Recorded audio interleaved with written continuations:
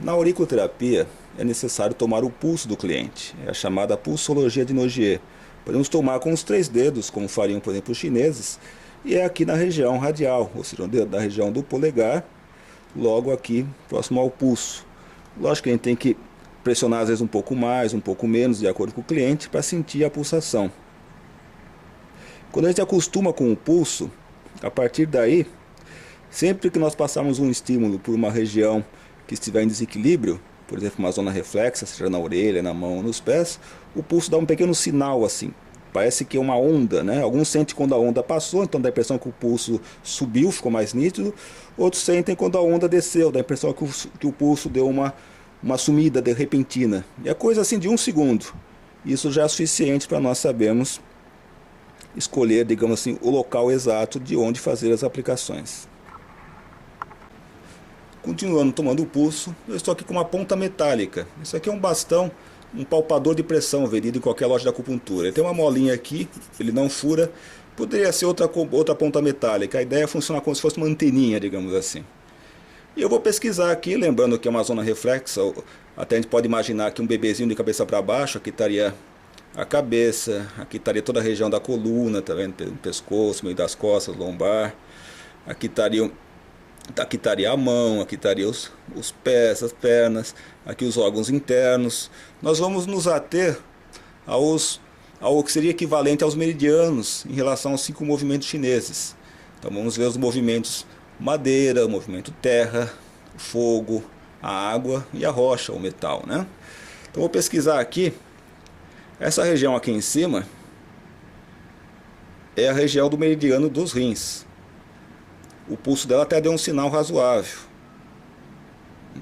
De repente poderia ser uma cliente que tivesse com alguns medos, algumas questões ligadas em que ela precisa se mostrar muito forte. Poderia pegar aqui essa região. Em todo caso, vamos olhar também o que seria equivalente ao outro meridiano, a água, que é a da bexiga, que fica aqui nessa região. Não reagiu tanto quanto dos rins. Já que eu estou aqui, vamos pegar também aqui a região aqui seria do intestino delgado, intestino grosso. Então me deu uma certa reação, mas não tão forte.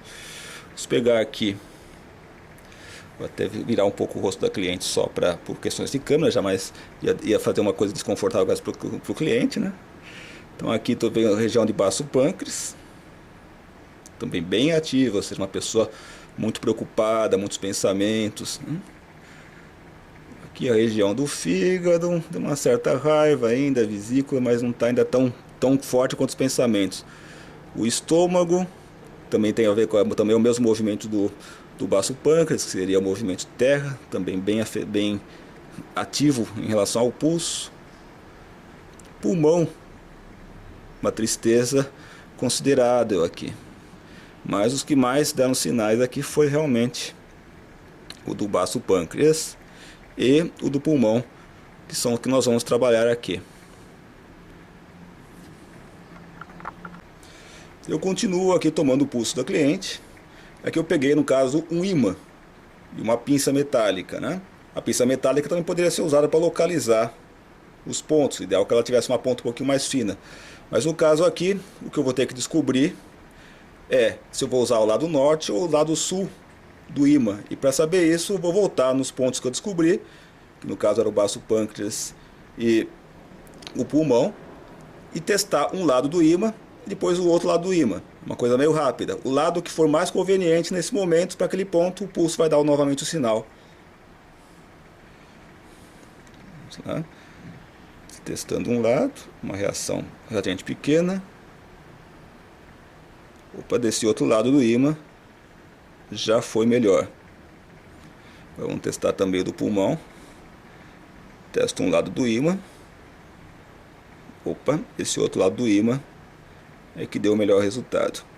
E agora eu vou pegar fitas micropore para poder fixar esses ímãs no local exato. Com a pinça e já o ímã do lado certo no micropore, tomando o pulso do cliente, eu volto exatamente onde era e pesquiso. O ímã vai ser como se fosse uma anteninha também.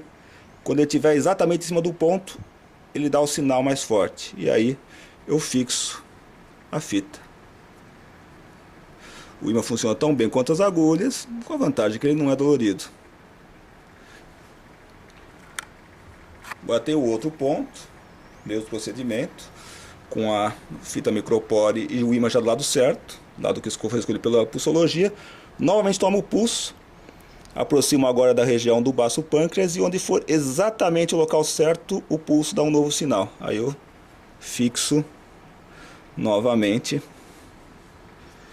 com o micropore e posso, claro, só dar um acabamento colocando uma outra fita para segurar melhor.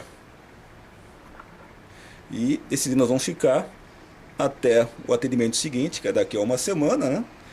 Se fosse questão assim, o ideal é que a pessoa tome cuidado para não arrancar os ímãs. Se ela for esfregar um cotonete, ela vai arrancar os ímãs, ou agulhas, ou o que tivesse aqui, né? Então, mas o ideal é que ela tome banho e de repente só dê uma enxugadinha assim com a toalha, suavemente, né? Mas se arrancar também não é que vai causar algum dano, na verdade só vai estar diminuindo o tempo de estimulação e talvez precise até de mais frequência, digamos, de atendimento, né? O ideal é que ela realmente permaneça até a sessão seguinte, quando a gente vai tirar todos eles e começa de novo. Cada sessão é como se fosse uma nova.